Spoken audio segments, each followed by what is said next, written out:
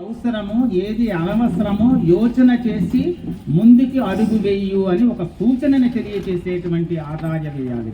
ఇది మనందరం గమనించుకొని ఇప్పుడు మీరు మీ తాలూకా ఈ ఆదాయ వ్యయాలు ఇవి ఏ విధంగా ఉన్నాయనేది మీకు నేను తెలియచేస్తాను. దాని ప్రకారంగా మీరు ఇంకా ఏదైనా సందేహం ఉన్నప్పుడు నన్ను అడిగి మీరు తెలుసుకోవడానికి కూడా ఇబ్బంది లేదు.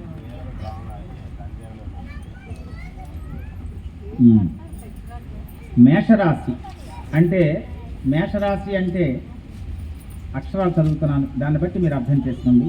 చూ, చే, సో, లా, లీ, లు, లే, లో, ఆ, అప్పారావు, ఆదినారాయణ, అప్పలనరసమ్మ, అలాగే లక్ష్మణరావు, లక్ష్మి, లక్ష్మీకాంతం, లక్ష్మీ నరసయ్య, అలాగే చంద్రరావు, ఇలాగ పేర్లు. వీళ్ళందరూ కూడా మేషరాశి. వీళ్ళకి సంవత్సరం ఆదాయం 11, ఖర్చు 5,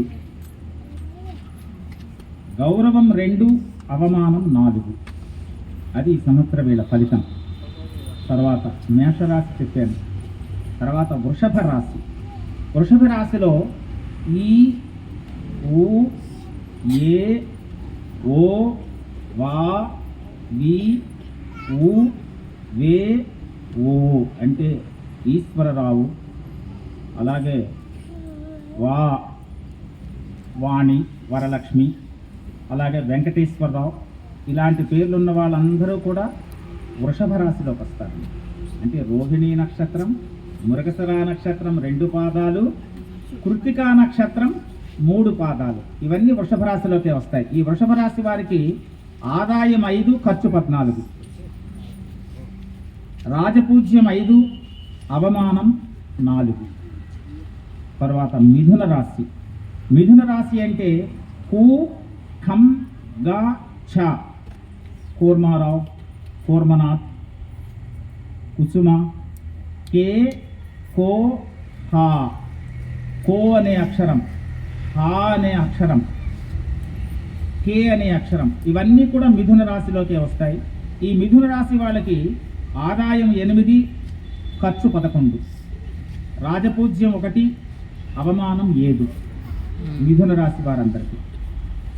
తరువాత కర్కాటక రాశి. హి, హు, హే, హో, డా, డి, డు, డే, దో అంటే పునర్వసులోని 4వ పాదం, పుష్యములోని 4 పాదములు, ఆశ్లేషలోని 4 పాదములు కలిపి కర్కాటక రాశి. ఈ కర్కాటక రాశి వారికి ఆదాయం 2, ఖర్చు 11, రాజపూజ్యం 4, అవమానం 7. తరువాత సింహరాశి. మఖా నక్షత్రం. మా, మీ, ము, మే, మో, టా, పి, కే అనే అక్షరాలు. ఇందులో ప్రధానంగా మనకి మా అనే అక్షరం, మాధవరావు ఇలాంటి పేర్లు, మన్మథరావు, మఖా నక్షత్రం, మోహనరావు, ఉబ్బా నక్షత్రం, వీళ్ళందరూ సింహరాశిలోకి వస్తారు. సింహరాశి వారందరికీ ఆదాయం 5, ఖర్చు 5, రాజపూజ్యం 7, అవమానం 7. అందరికీ సమానంగా ఉన్నాయి. తర్వాత కన్యారాశి. కన్యారాశి అంటే పా, పి, పాపి కాదు, పా, పి, పు, షం, నా, ఠ, పే, పో. మరొకసారి చదువుతున్నాను చూడండి. పా అనే అక్షరం, పాకు దీర్ఘమిస్తే పా, పి, పినాకిని, పురుషోత్తమరావు, పుష్ప, షం, శంకర్, శంకర్ అంటే కత్రిసా శంకర్ కాదు, షం, పే అనే అక్షరం, పో అనే అక్షరం అంటే కన్యారాశి అని అర్థం చేసుకోండి. కన్యారాశి వాళ్ళందరికీ ఆదాయం 8, ఖర్చు 11, రాజపూజ్యం 3, అవమానం 3. తరువాత తులారాశి. తులారాశి అంటే రామకృష్ణ, రి, రు, రే, రో, తా, పి, తూ, తే, ఇవన్నీ తులారాశి. ఈ రాశులన్నిటి వారికి కూడా ఆదాయం 5, ఖర్చు 14, రాజపూజ్యం 6, అవమానం 3. తులారాశి వారి. తర్వాత వృశ్చిక రాశి. వృశ్చిక రాశి వారికి ఇక్కడ వృశ్చిక రాశి అంటే అనురాధ నక్షత్రం.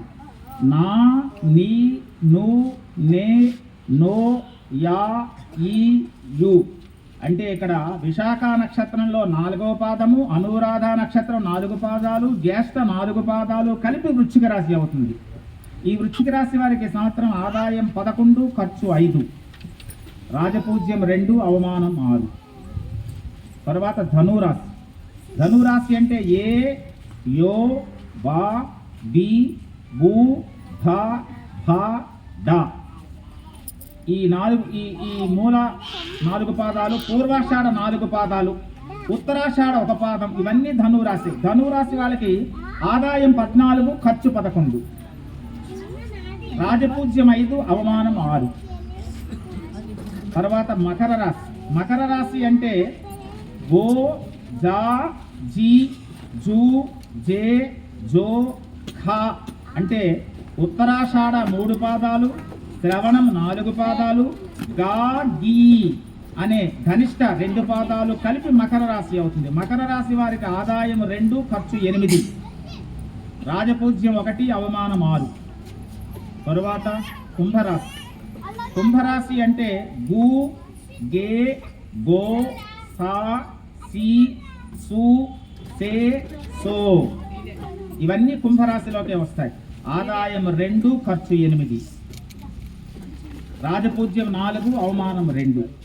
తరువాత మీనరాశి. మీనరాశిలో దు, శం, ఝ, థ, దే, దో, చ, చి అంటే ఉత్తరాభాద్ర 4 పాదములు, రేవతి 4 పాదములు, పూర్వాభాద్ర 4వ పాదం, ఇవన్నీ మీనరాశి. మీనరాశి వారందరికీ ఆదాయం 14, ఖర్చు 11, రాజపూజ్యం 7, అవమానం 2. అది ఈ 12 రాశులలో ఉన్నటువంటి విశేషాలు. దాన్ని బట్టి 4. మిథున రాశి ఆదాయం 8, ఖర్చు 11, కర్కాటక రాశి ఆదాయం 2, ఖర్చు 11, సింహరాశి ఆదాయం 5, ఖర్చు 5, కన్యా రాశి ఆదాయం 8, ఖర్చు 11, తులారాశి ఆదాయం 5, ఖర్చు 14, వృశ్చిక రాశి ఆదాయం 11, ఖర్చు 5, ధనురాశి ఆదాయం 14, ఖర్చు 11, మకర రాశి ఆదాయం 2, ఖర్చు 8, కుంభరాశి ఆదాయం 2, ఖర్చు 8, మీనరాశి ఆదాయం 14, ఖర్చు 11. అది ఈ సంవత్సరం